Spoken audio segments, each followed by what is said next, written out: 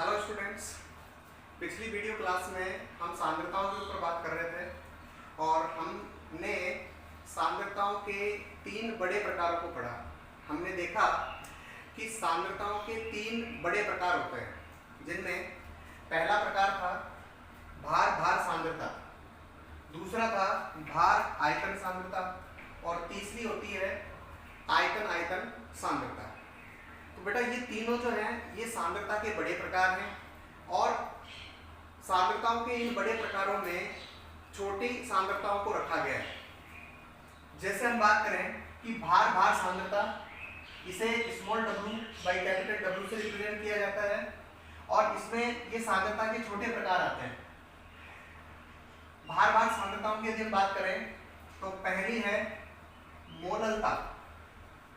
यह एक भार भार सांद्रता का प्रकार है, इसे हम स्मॉल m से रिप्रेजेंट करते हैं। दूसरी है बेटा मोल भिन्न, इसे x से रिप्रेजेंट करते हैं और यह भी भार भार सांद्रता का प्रकार होती है। इसी तरह से तीसरी आती है ppm, इसको हम कहते हैं पार्ट पर मिलियन। यह भी एक भार भार सांद्रता के अंतर्गत रखी जाती है।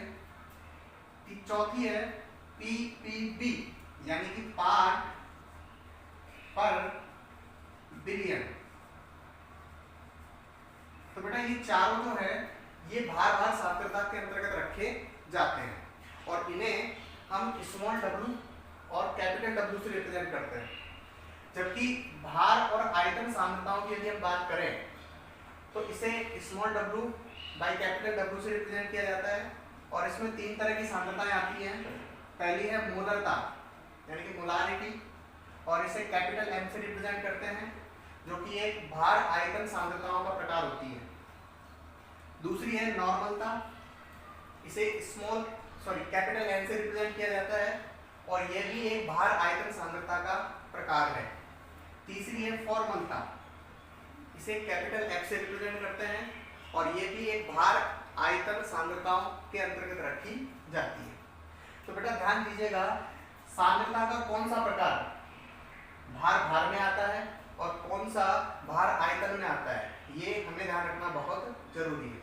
चलिए अब प्रश्न ये आता है कि भाई इन दोनों में से कौन से प्रकार की सांद्रता ताप से प्रभावित होगी और कौन से प्रकार की सांद्रता ताप से प्रभावित नहीं होती है। तो ध्यान दीजिएगा, जिन सांद्रताओं में भार का पद आता है वह ताप से प्रभावित नहीं होगी और जिन सांद्रताओं में आयतन का पद आता है वे सांद्रताएं ताप से प्रभावित होती हैं। जैसे कि यदि हम बात करें इन चारों प्रकार की सांद्रताओं में, जो कि ये भार भार सांद्रताओं का प्रकार है, दोनों ही पद भार में लिए जाते हैं, इसलिए इन पर ताप का कोई प्रभाव नहीं पड़ेगा, क्योंकि हम जानते हैं कि ताप बढ़ाने पर या कम करने पर किसी भी वस्तु के या पदार्थ के भार पर कोई प्रभाव नहीं पड़ता है। तो मोललता, मोल भिन्न, ppm और ppb भार भार सांद्रता का प्रकार होने के कारण इन पर ताप का कोई प्रभाव नहीं पड़ता। जबकि इन तीनों सांद्रताओं की यदि हम बात करें तो इनमें एक पद तो आता है भार में और दूसरा पद आता है आयतन में। तो एक पद आयतन में होने के कारण ये सांद्रताएं ताप से प्रभावित होंगी, क्योंकि ताप बढ़ाने पर आयतन में कमी या वृद्धि होती है। तो आयतन का पद बदल जाने के कारण ये सांद्रताएं ताप से प्रभावित होती हैं। तो ध्यान दीजिएगा, कौन से प्रकार की सांद्रता ताप से प्रभावित होती है और कौन से प्रकार की सांद्रता ताप से प्रभावित नहीं होती है। तो ताप से प्रभावित होने वाली सांद्रताओं में मोलरता, नॉर्मलता और फॉर्मलता आती है, जबकि कौन से प्रकार की सांद्रता ताप से प्रभावित नहीं होती है तो उसमें मोललता, मोल भिन्न, ppm और ppb आती है। क्लियर है?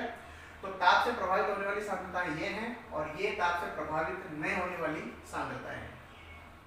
अब इसके बाद में हम पढ़ेंगे इन सांद्रताओं के बारे में, एक एक प्रकार की सांद्रताओं के बारे में हम विस्तार से पढ़ेंगे। तो सबसे पहले जो हम सांद्रता पढ़ने वाले हैं वो है मोलरता। मोलरता के बारे में पढ़ेंगे। तो देखिएगा,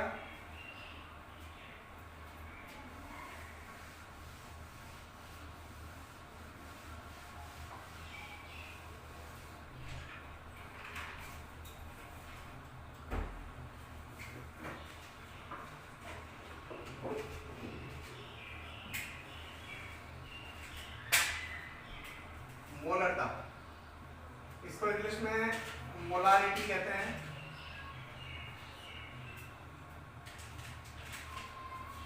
और इसे कैपिटल एम से रिप्रेजेंट किया जाता है। मोलरता ज्ञात करने का सूत्र होता है बेटा कि मोलरता बराबर विलेय पदार्थ के मोल बटे विलयन का आयतन। यह आयतन लीटर में होना चाहिए। मोलरता बराबर होती है विलेय पदार्थ के मोल बटे विलयन का आयतन। तो यहां से इस फॉर्मूले से हम इसकी परिभाषा बना सकते हैं कि यदि मान लीजिए विलयन का आयतन 1 लीटर ले लिया जाए, तो 1 लीटर यदि विलयन का आयतन माने तो उसमें उपस्थित विलेय के मोल ही उस विलयन की मोलरता कहलाती है। तो हम यहाँ पर परिभाषा दे सकते हैं कि विलयन के 1 लीटर आयतन में उपस्थित विलेय पदार्थ के मोलों की संख्या को उस विलयन की मोलरता कहते हैं। ठीक है, विलयन की 1 लीटर आयतन में उपस्थित विलेय पदार्थ के मोलों की संख्या उस विलयन की मोलरता कहलाती है। चलिए अब देखिए, मोलरता में ऊपर तो है मोल और नीचे है विलयन का आयतन। तो यहां से हम इसका मात्रक बता सकते हैं कि इसका मात्रक होता है मोल पर लीटर, या आप इसको यूं भी लिख सकते हैं मोल लीटर इनवर्स, या हम इसे कैपिटल एम से भी रिप्रेजेंट करते हैं। तो तीनों ही इसके मात्रक है बेटा, मोल पर लीटर या मोल लीटर इनवर्स या कैपिटल एम।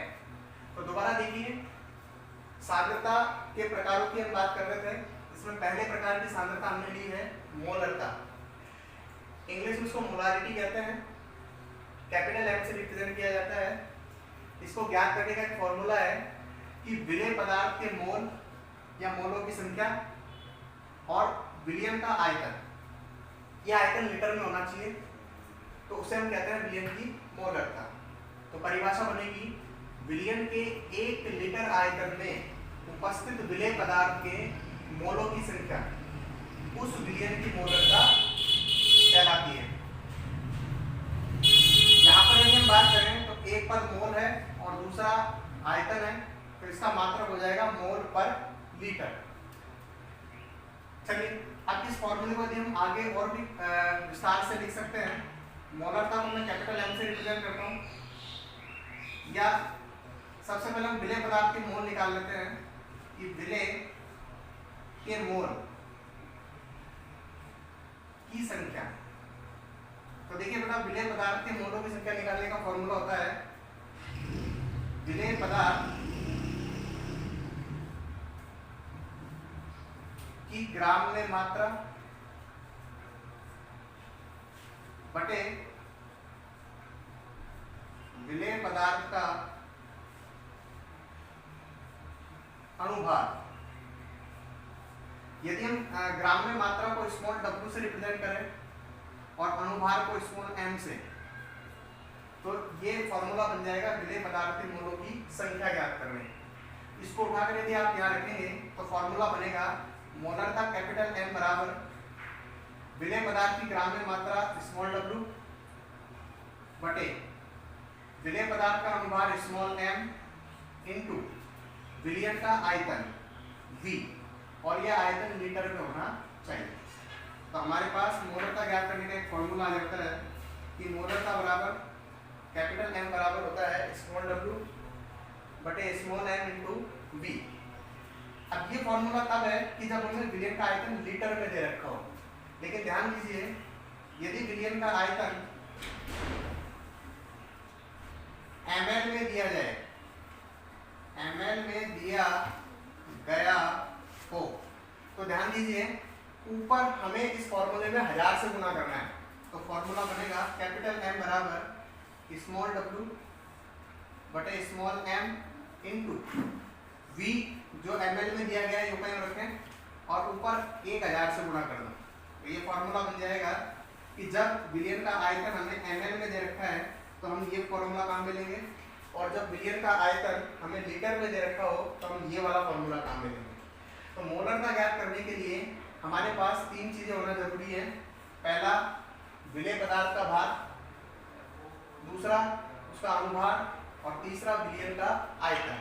यदि मान लीजिए आयतन लीटर में है तो हम योग रख देंगे, और यदि ml में दिया गया है तो हम ऊपर इसको 1000 से गुणा करते हैं। तो बेटा ये है मोलरता की परिभाषा, उसका मात्रक और उसको ज्ञात करने का फॉर्मूला। वेरी इंपॉर्टेंट है, इन दोनों फॉर्मूलों को हम याद रखेंगे कि मोलरता m बराबर होता है स्मॉल w बटे capital small m into v।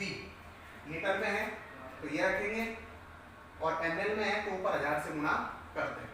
ध्यान दीजिए विलयन के 1 लीटर आयतन में उपस्थित विलेय पदार्थ के मोलों की संख्या उस विलयन की मोलरता कहलाती है। और मोलरता जो है इसका मात्रक मोल पर लीटर होता है, या इसको मोल लीटर इनवर्स भी कहते हैं। चलिए, तो ये बात होती है मोलरता के बारे में। देख लीजिए एक बार ध्यान से।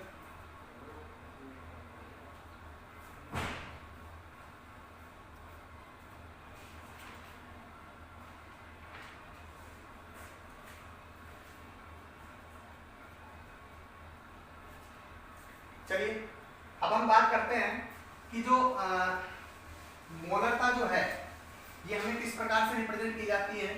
तो देखिए यदि मान लीजिए आपको दे दिया जाए capital M by 2, capital M by 2, तो ध्यान दीजिए बेटा ये है सेमी मोलर, इसे हम कहते हैं सेमी मोलर।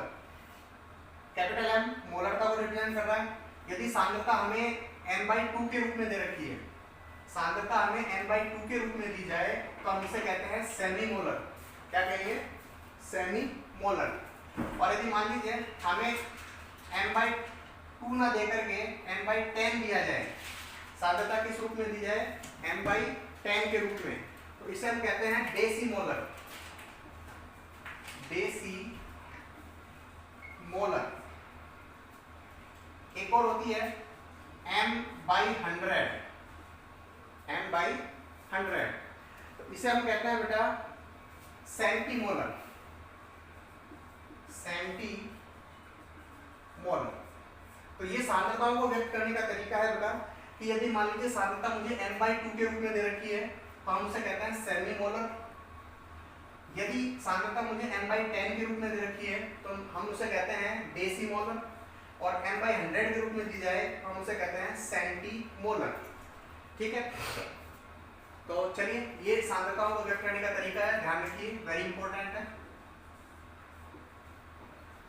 अब इसके बाद में हम बात करेंगे मोलरता पर पूछे गए प्रश्न कि किस तरह से मोलरता निकाली जाती है, और इस पर आने वाले जो प्रश्न है हम उसे कैसे सॉल्व करेंगे। तो देखिएगा प्रश्नों की यदि हम बात करें तो सबसे पहला प्रश्न है मोलरता के ऊपर।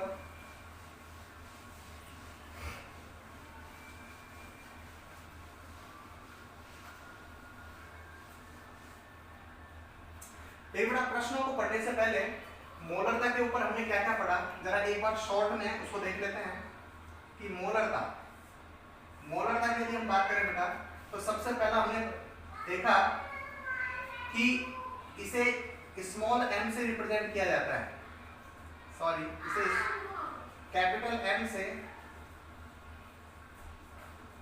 प्रदर्शित करते हैं। दूसरा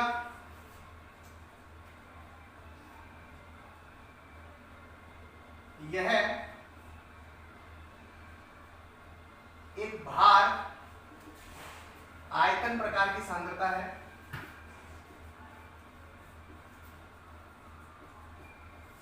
मोलरता एक भार आयतन प्रकार की सांद्रता होती है। तीसरा, इसका मात्रक मोल पर लीटर होता है। और चौथा, यह सांद्रता ताप से प्रभावित, बताइए होगी कि नहीं होगी?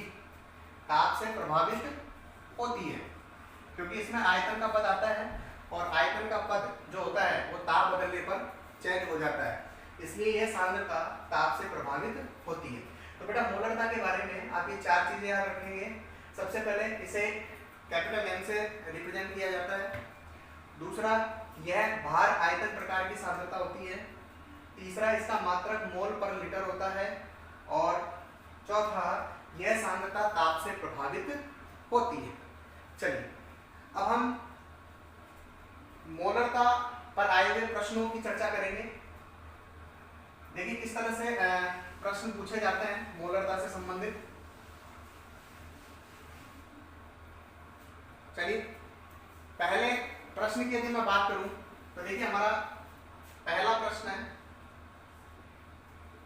जो कह रहा है कि 4 ग्राम NaOH, ध्यान से देखिएगा, प्रश्न है 4 ग्राम NaOH को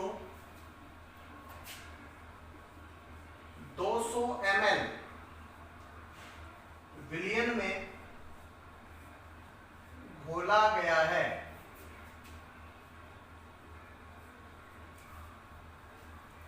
प्रश्न है कि 4 ग्राम NaOH को 200 ml विलयन में घोला गया है, तो इस विलयन की मोलरता ज्ञात कीजिए। 4 ग्राम NaOH को 200 ml विलयन में घोला गया है, तो इस विलयन की मोलरता ज्ञात कीजिए। चलिए 2 मिनट वीडियो को पॉज कीजिए और बेटा इस प्रश्न को करने की कोशिश करें। इसमें मोलरता का फॉर्मूला अप्लाई करें और प्रश्न को पढ़ के ध्यान से पढ़कर देखिए कि मुझे क्या क्या दे रखा है और फॉर्मूले में रख करके इसका आंसर निकालने की कोशिश कीजिए। करिए।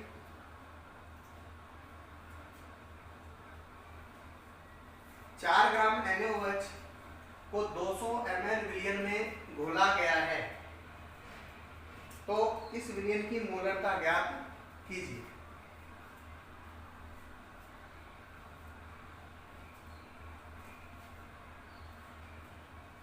देखिए प्रश्न को ध्यान से पढ़ें और ये देखिए कि मुझे प्रश्न में क्या दे रखा है, किसकी आवश्यकता है, फॉर्मूला लगाइए, मान रखिए और आंसर लाइए। चलिए बोर्ड पर देखते हैं। चलिए इसको हल करने की कोशिश करते हैं बेटा। तो सबसे पहले कोई भी न्यूमेरिकल आप सॉल्व करें तो सबसे पहले ये देखिए कि आपको प्रश्न में दिया क्या गया है। तो चलिए प्रश्न में मुझे दे रखा है 4 ग्राम NaOH है, इसको 200 ml विलयन में घोला गया है। इसका मतलब ये हुआ कि जो NaOH है ये मेरा विलेय पदार्थ है। तो बेटा विलेय पदार्थ का मुझे भार दे रखा है, तो हम लिख सकते हैं यहाँ पे कि विलेय पदार्थ, और विलेय पदार्थ के रूप में मेरे पास NaOH है। चलिए इस NaOH का भार मुझे दे रखा है, भार है बेटा 4 ग्राम। चलिए दूसरा है मुझे विलयन का आयतन दे रखा है, विलयन का आयतन, बेटा विलयन का आयतन जिसको आप V से दिखाते हैं, विलयन का आयतन दे रखा है बेटा मुझे 200 ml। चलिए और कह रहा है कि मोलरता ज्ञात करें। तो बेटा मोलरता ज्ञात करने का फॉर्मूला लगाइए। मोलरता बराबर होता है कैपिटल N बराबर स्मॉल w बटे स्मॉल m इंटू V। प्रश्न में मुझे जो आयतन दे रखा है विलयन का वो ml में दे रखा है, और मैं जानता हूँ यदि जब ml में आयतन दे रखा हो तो यहाँ पर हम ऊपर 1000 से गुणा करते हैं। चलिए तो बेटा प्रश्न में मुझे क्या स्मॉल w दे रखा है, जी हाँ ये रहा, ये स्मॉल w है जो कि विलेय पदार्थ का भार है। ठीक है, 4 ग्राम, मैं इसको यहाँ रख दूंगा। क्या मुझे V दे रखा है, V भी दे रखा है 200 ml है। स्मॉल m विलेय पदार्थ का अनुभार, क्या मुझे अनुभार दे रखा है, नहीं, तो हम विलेय पदार्थ का अनुभार निकाल सकते हैं। विलेय पदार्थ मतलब NaOH का अनुभार, बताइए NaOH का अनुभार क्या होगा बेटा। हम जानते हैं किसी भी पदार्थ में प्रत्येक परमाणु के परमाणु भारों का योग उसका अनुभार कहलाता है। तो देख लो NaOH का अनुभार निकालना है तो सोडियम का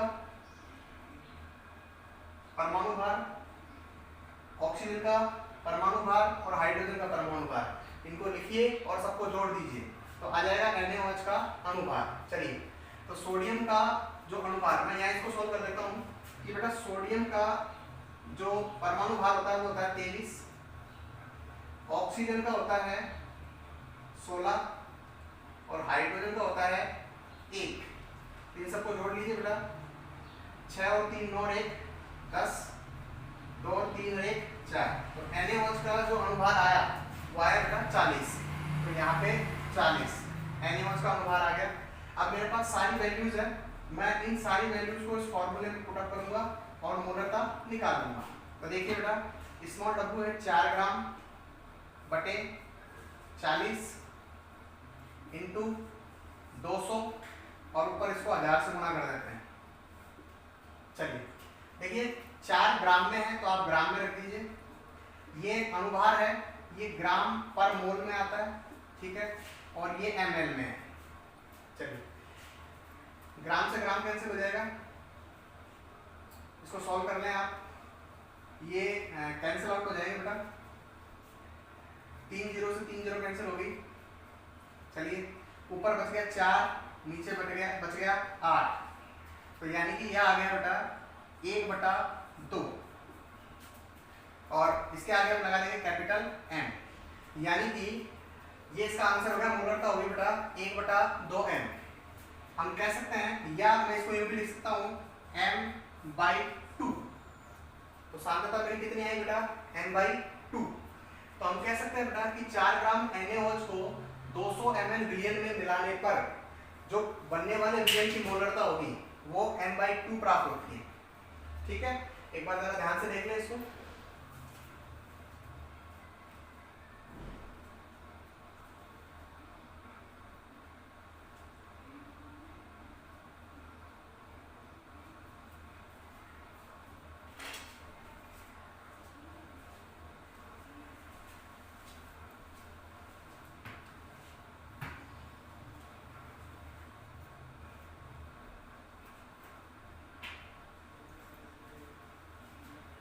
ठीक है बेटा, तो देखिए यहाँ पर हमने प्रश्न के अनुसार जो हमें दे रखा है वो हमने फॉर्मूले वगैरह रख दिया। कैलकुलेट करने पर विलयन की जो मोलरता आती है वो M/2 आती है और ये हमारा आंसर हो जाएगा। चलिए तो इस प्रकार से मोलरता हम ज्ञात करते हैं।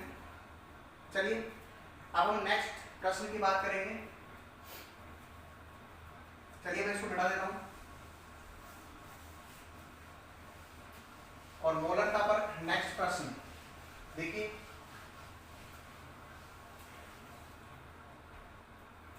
Question number 2। प्रश्न है 10% W/V, 10% W/V calcium carbonate, 10% W/V calcium carbonate विलयन की मोलरता ज्ञात कीजिए।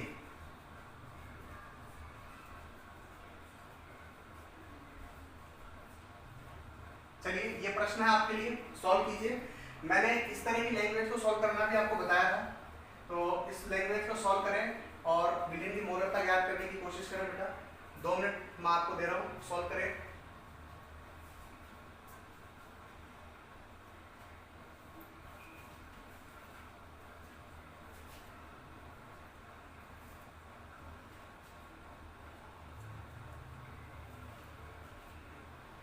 चलिए बोर्ड पे देखें। चलिए हम सॉल्व करते हैं बेटा। मुझे दे रखा है कि 10% W/V कैल्शियम कार्बोनेट विलयन की हमें मोलरता निकालनी है बेटा। तो बेटा मोलरता ज्ञात करने का फॉर्मूला तो हम जानते हैं, तो